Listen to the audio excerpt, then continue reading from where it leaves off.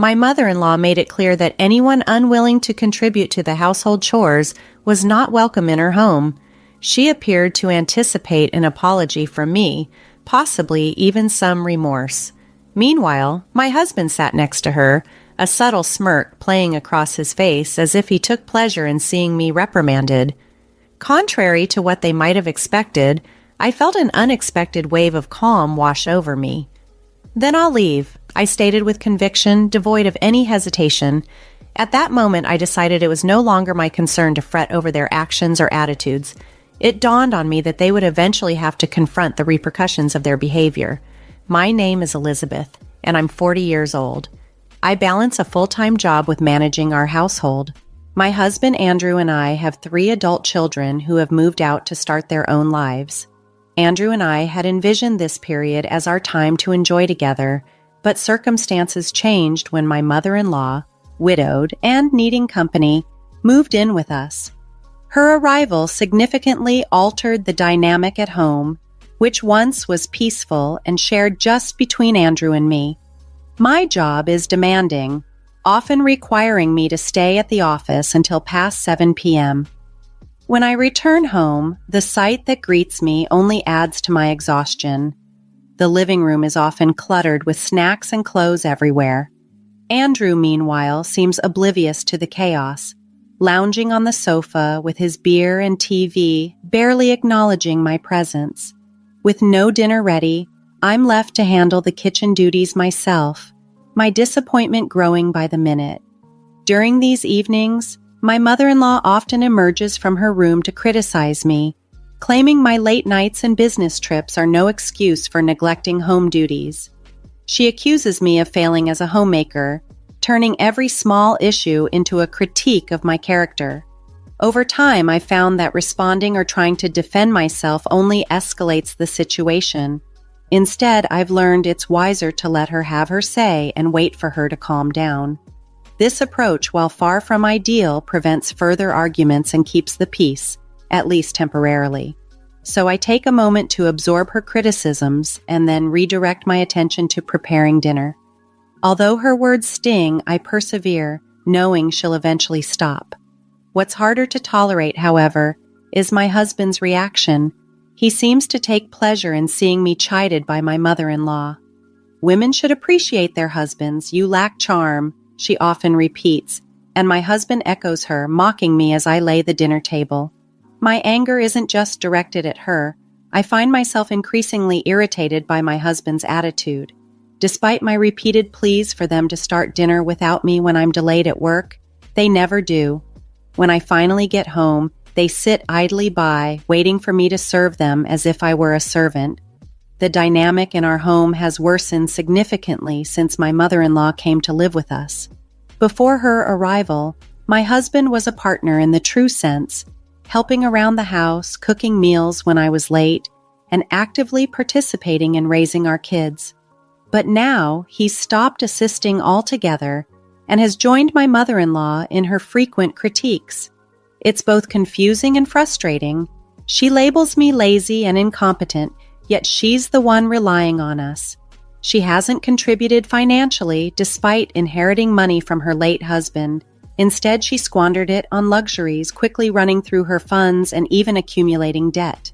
Now she lives with us, virtually rent-free. This tension started from day one of living together. She promised to be considerate, even bowing deeply to show her sincerity. But merely a day later, she reverted to her old ways, criticizing me for neglecting the housework. Initially, her sudden change was almost amusing, but it quickly turned serious. She accused me of being a poor wife because of my focus on work, criticizing not just my housekeeping but my professional commitments too. I tried explaining that my job sometimes demands late hours, but it seems to fall on deaf ears. Despite my attempts to explain, my mother-in-law didn't listen. Instead, she suggested that I take a part-time job at the local supermarket, as if that would somehow be more suitable. She had a fixed idea of what a daughter-in-law should be like, but had little understanding of the realities of my job. Living with her became increasingly challenging. Any dissatisfaction she had, like with our meal choices, would lead to complaints. Even simple routines like breakfast turned into issues. We used to grab bread or buy lunch, but she disapproved of these habits. Reluctantly, she started following our household rules, but not without constant grumbling. Dinner time became the focal point of contention. She insisted that it be served promptly at 7 p.m. with at least 3 side dishes and demanded that everyone eat together. She claimed this was what normal families did, but my work often kept me well past 7 p.m., making her demands impractical. Her rigid expectations clashed with the reality of my professional obligations, which were essential for our financial stability. She doubted the necessity of my job, suggesting that my husband Andrew's income should be sufficient and insinuating that my work was more about personal choice than financial need. When I looked to Andrew for support, he simply dismissed the concerns, suggesting I would learn my lesson eventually. His lack of defense only deepened my frustration. It seemed he was content playing the role of the indifferent, sympathetic husband who was seemingly incapable of contributing to household chores. This behavior irritated me even more because when we first moved in with my mother-in-law, he quickly aligned with her instead of supporting me.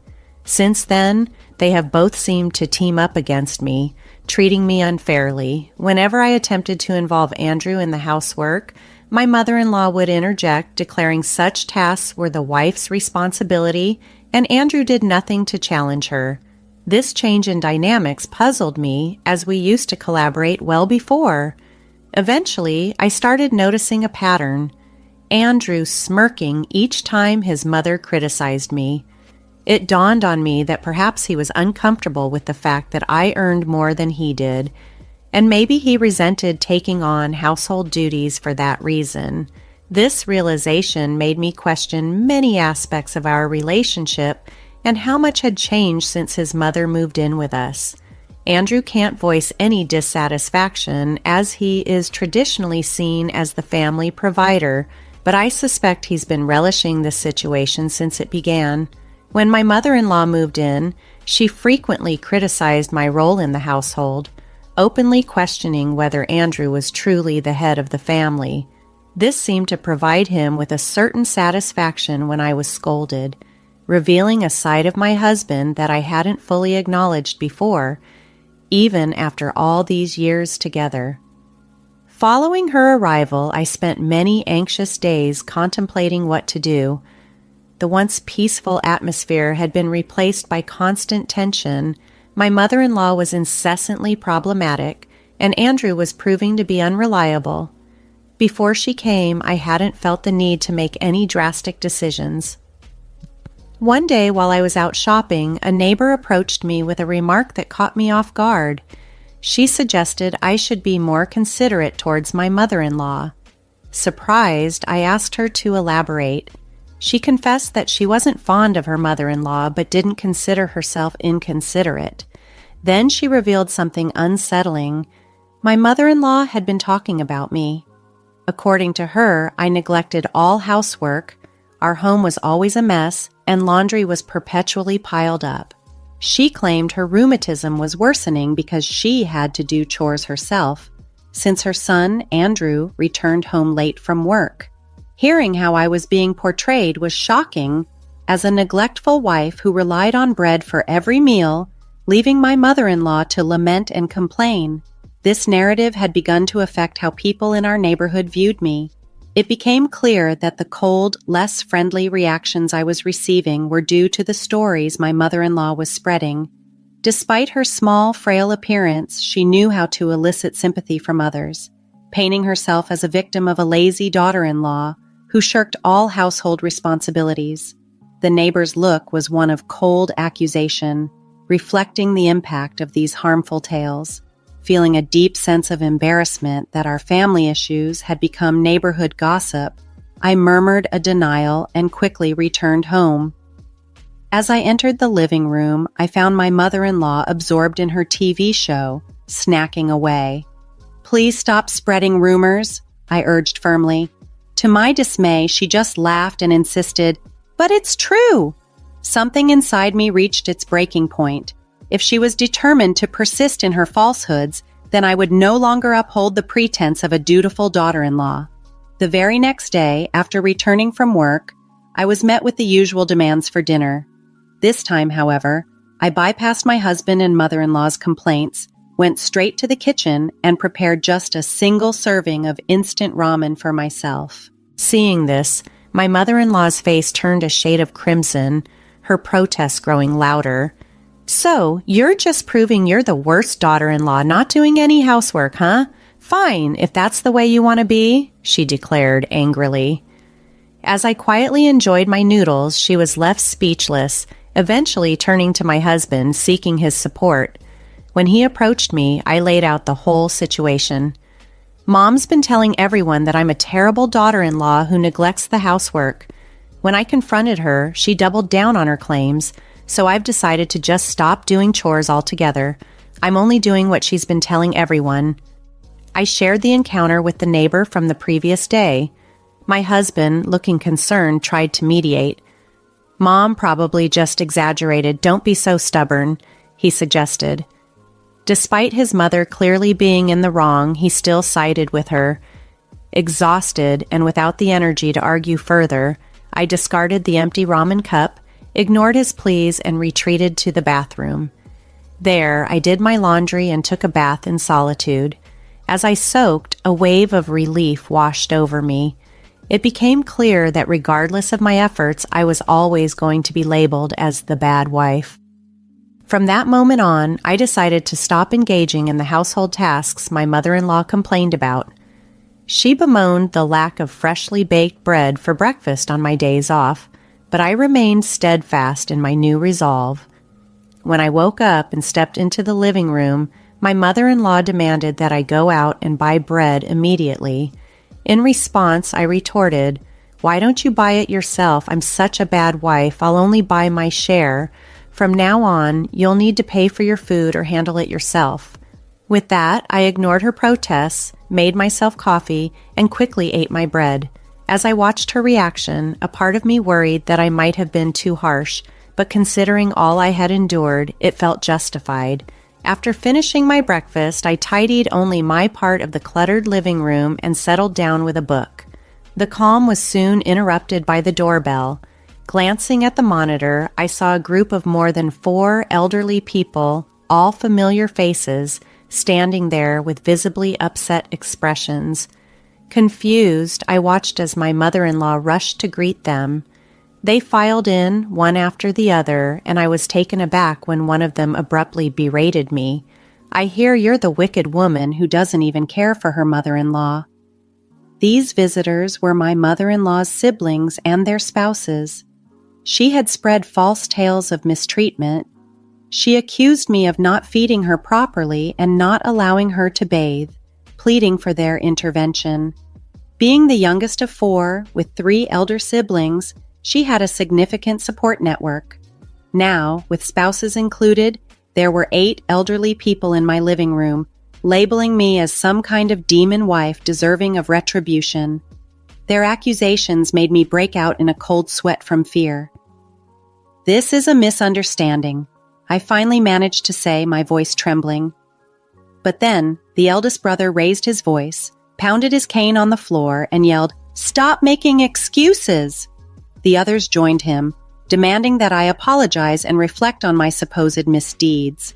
Just then, my husband arrived, drawn by the noise. When my mother-in-law's brother turned to criticize my upbringing, my husband didn't defend me. Instead, he joined in the criticism, adding to the chorus of voices against me. My affection for him vanished in that instant. I had always believed my husband was a kind person until we began living with my mother-in-law. It became clear that he wasn't kind. He was just weak, easily influenced by those around him, and unable to withstand any form of pressure. During a heated discussion, one of my mother-in-law's brothers took my husband's criticisms to heart and suggested a divorce. To my dismay, everyone seemed to agree. My mother-in-law then offered me a so-called second chance, provided I promised to change and better serve her and my husband in the future. Trying to hold back tears, her siblings urged me to be grateful, claiming I would never find a kinder mother-in-law elsewhere.